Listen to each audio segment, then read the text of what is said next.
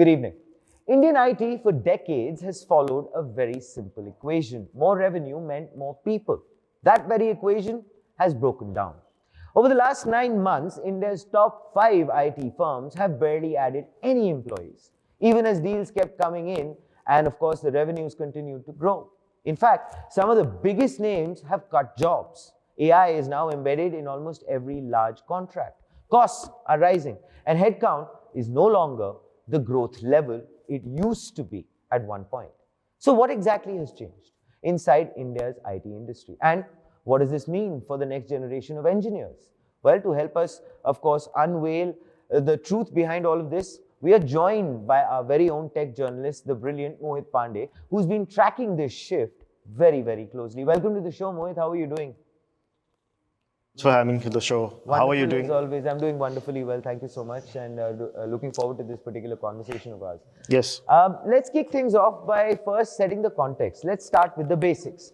So when people hear that hiring, as far as the hiring aspect has stalled, but revenues and deal wins are still coming in, it sounds very counterintuitive, Mohit. Yeah. So the question is, what has really happened inside India's top IT firms over the last year, and how did we get to a point where growth continues, but jobs unfortunately don't? See, if you look at the growth part, I think even if for this quarter, I think a lot of Indian IT firms have grown, like their revenue has grown year on year. But if you look at the last 6 years, 7 years, it's mostly the same. So I think Indian IT is not growing as much as we thought it would. But at the same time, their AI deals, AI-led revenue, that is growing a lot. Yeah. So, and that somehow is directly linked to what is happening when it comes to the layoffs. So as you mentioned, right, only the top 5 Indian IT firms only added 17 net employees this quarter. You want to shed light on that because people might be a little confused. So what happened? So I think we heard, 3-4 months back or something, that TCS is starting to lay off a large portion of their mid-senior level employees, right? And that continued, that started, and for the last 3 quarters, they have totally, I think, TCS specifically has laid off 25,816 employees. Wow. And that is the shocking number. In contrast, the other 4 firms like Infosys, HCL Tech, Wipro and Tech Mahindra, they have added employees. Infosys, for example, has added 13.5k employees. So that contrast, I don't know why TCS is doing that. I mean, how that is happening. But the biggest reason that I could come across, as they mentioned as well, is the impact of labor code, the labor code changes. Okay. So basically now all these compliance issues, the wage hikes and all of these things that they have to now implement for their employees. Right. So now that is impacting. So they don't want that headache. They would rather that. They want, I mean, it's obviously a headache for all these big IT firms. But at the same time, I think it's something that they said that this is going to only impact this quarter. And from the next quarter, it's going to get recovered. So I think all the profits that dropped, I think 11%, 14%, they're all just for this quarter. I think they'll recover from the next quarter. So essentially, the way I understand it is, Mohit, how you explained it was that the sheer attrition or the sheer number of people that left or were, told to leave by TCS is such a huge number that even if the others hired, they could not set it off. And that is why this 17, this magic number of 17 net total. Okay, and compared it to the last year, it was 17,000 total additions. Wow. So it's a 1000x. Oh, wow. Yeah. Anyway, this brings me to the next thought. As you had just mentioned that, it was not so does this mean when you said that it isn't a bad quarter, so it is not just a one bad quarter bit. AI, new labor costs, margin pressure, all of these seem to be converging at once. Yeah. So then, why is this shift happening now, Mohit? And which factor matters more? Is it AI reducing manpower needs? Is it the rising costs making large teams unsustainable? Or finally, is it the client simply unwilling to pay more? I think the biggest reason for all of this, so essentially if you look at all the quarters of Indian IT, right, the third quarter is usually the slowest one. Sure. But now with the labor code changes, it got impacted even more. And so that is the one hit that the Indian IT took at this quarter. But interestingly, when it comes to TCS, they have said that the layoff part or the people letting go of the people part, they're going to continue it in Q4 as well. Oh, okay. So TCS is going to continue laying off employees. Right. Meanwhile, Wipro and HCL Tech have said they're going to onboard freshers. Sure. So I don't think it's because of AI. It can be because of AI. It's too early to predict as well. But at the same time, I think you must have heard this news recently that Infosys was hiring up to 22 lakh We've done salary a for story on freshers. that on Yeah, front page. yeah, exactly. So AI skills are now getting more important. But Plus, also, if you remember, we've done a story on Infosys, which was the implementation, I believe, of Devin. exactly, yeah, I was just coming to that. Right. So the Devin, as we call the AI software engineer, Right. I mean, that was always, when it was launched, I think 1 or 2 years back, it was touted as one of the biggest threat to Indian IT. Sure. And I think that story is still continuing as of now. Because as soon as the Infosys and Cognition partnership was announced, right, the whole of Twitter and LinkedIn was filled with people. What will happen to freshers? True. What will happen to lower entry jobs? But at the same time, if you look at it, TCS, the people that TCS is laying off, they are not new freshers or entry level people. They are actually laying off mid and senior level. Yeah, as you mentioned, right. Yeah. True. So I think I was also speaking to one of the analysts recently, and he said that what happened was all these mid and senior level employees were actually hired during the big data boom, the cloud boom, Okay. and when everyone was learning SAP, and those were the skills that were needed, right? Right. And now they are managing the teams that are now asked to perform AI roles, like Right. AI tasks, Right. and they can't manage them anymore. So I mean, it's like upskill. Like always, a 10x engineer will always take away a job. It's just like that. Even for a manager's job, I think that is happening now in Indian IT. Fair. Yeah, so I guess, I mean, a clear fact that at the end of the day, there is a yawning gap as far as the skill requirement is concerned. Yeah. And also the fact that that Devin is in the details. Devin is in the details. Yeah. I know you wanted to say I that. had to say that. Yeah.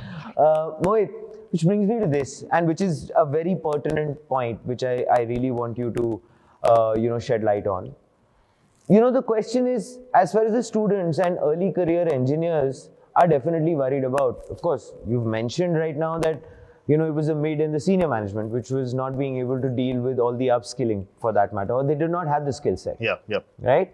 But still, right, there is always a sense of concern. So imagine you yourself, let's say, are a student who's studying and, you have these big dreams of joining the big five, etc. What is the case? What do you see it as? I mean, as far as the IT industry is concerned, the industry itself seems to be changing underneath them. Yeah. So for engineers who are studying right now or just entering the workforce, what does the future look like, Mohit? And what skills will still matter? And what assumptions, more importantly, about IT careers may no longer hold? And also another little thought which I had, which I want you to probably address, is what are the companies trying to, look at? Because finally that's what it is. They are hiring. Yeah. So is there any specific magic recipe that they're looking at, which might help people who are watching? I think the signal is clear from the Infosys and the TCS part when they're hiring for 22 lakhs for AI-ready freshers, right? If you're studying in a college and you're just still learning programming or MySQL or all these data things, you might not necessarily get a very good job. And I think that is, and this signal was there if you move away from Indian IT for a second, right? Yeah. If in Bengaluru, there are a lot of startups coming up, a lot of GCCs are coming up, and they're all hiring people who know Cursor, who know Lovable, and they want people who know how to use all these tools and build and ship products in a day. Sure. And then you come to the Indian IT part. They're hiring in bulks, right? They're hiring freshers.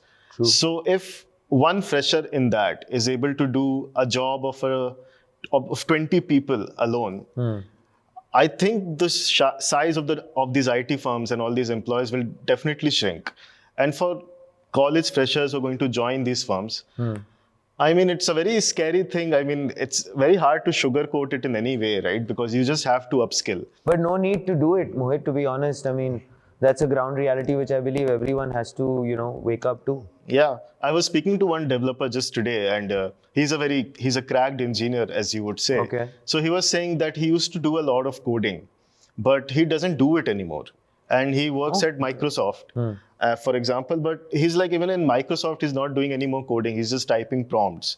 And I think as of now, we don't know what Indian IT is hiring for, right? Yeah. If you look at all the job openings that all these firms have, they're like, you need machine learning engineer, you need data analyst. Sure. But what do these roles actually want you to do? We don't know that, and that is going to change rapidly with the launch of these AI tools. So it's a wait and a watch situation, Mohit? Yeah, I think we'll have to wait one more year to figure out what exactly Indian IT need. Until then, it's a very scary situation for freshers and people who are getting into the field. Okay. As much as I can say, yeah. But it sounds very bad, but I mean, No, fair. I mean, yeah. I mean, you are somebody who is very deeply ensconced in the system, so it's a valid voice that you have for you to at least just tell people what they need to listen to and probably equip themselves. On finally, I'd like you to Mohit, as always, give us very quickly how would you like to summarize this into a front page take? I would say if you look at all these IT firms' results, right? TCS announced 1.8 billion AI revenue. Infosys didn't announce, but they said they're working on 4,600 agents. 90, I think top 200 of their clients, 90% of them are working on AI. Yeah. So when all of them are working on AI, it's definitely important for freshers and the people who are coming out of colleges and want to get into these jobs to know how to use AI. And if you're not using AI, you will probably get behind. And that has been the story, I think, for the last 2 years, I think we've been discussing here. Sure. That it's important to upskill. Fair. And I think, yeah, that is the front page take from my end. Like it's, No, I mean, makes sense. yeah. Makes sense. But I think when it comes to the Indian IT part, the companies themselves are also very stagnant right now. Yeah. Like we saw in this quarter that the profitability was down, even though they might recover the next quarter. But I think the size will shrink of people who are working in them, and maybe AI agents will take over.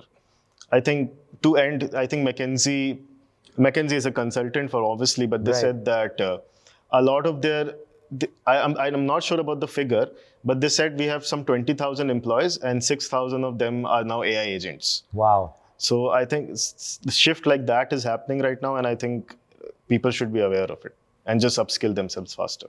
Makes sense. Well, ladies and gentlemen, there you have it. Mohit, of course, who reports extensively as far as the IT sector is concerned, has said it and has said it very plainly without sugarcoating anything, and I believe he's right. We should not fear AI replacing, as he mentioned, our jobs. We should fear AI replacing us when we have no skills as far as AI is concerned. So AI won't take your job. If you don't know AI, then yes, you probably will be in trouble. That, ladies and gentlemen, is front page for tonight. It was wonderful, of course, as every evening is, having you all like, share, and subscribe.